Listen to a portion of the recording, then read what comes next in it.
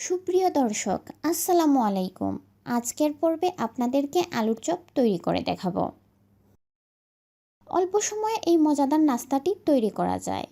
তাহলে চলুন দেখে নেওয়া যাক এই রেসিপির পুরো প্রস্তুত প্রণালী। কিন্তু তার আগে যারা এখনও আমার চ্যানেলটিকে সাবস্ক্রাইব করেননি, এই ধরনের আরও নতুন নতুন রেসিপি পেতে প্লিজ আমার চ্যানেলটিকে সাবস্ক্রাইব করে পাশে থাকা বেল আইকনটি প্রেস করে দিন পরবর্তী ভিডিওর নোটিফিকেশন সবার আগে পাওয়ার জন্য।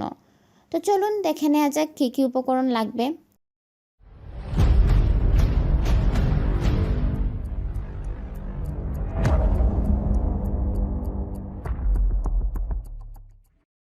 সিদ্ধ করা আলু পরিমাণ মতো, পেঁয়াজ কুচি বড় একটা পেঁয়াজ, মরিচ কুচি পরিমাণ মতো, ধনেপাতা কুচি পরিমাণ মতো, টোস্ট বিস্কুট গুঁড়ো করা, ডিম একটা, লবণ স্বাদ মতো, তেল ভাজার জন্য।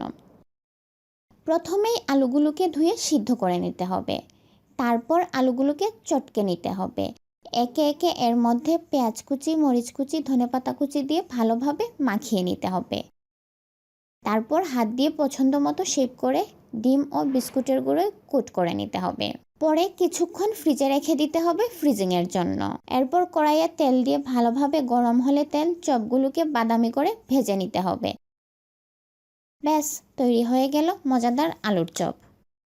তো আশা করি রেসিপিটি ভালো লেগেছে। ভালো লাগলে ফ্রেন্ডস ও ফ্যামিলির সঙ্গে শেয়ার করবেন। ভিডিওতে অবশ্যই একটা লাইক দিয়ে দেবেন।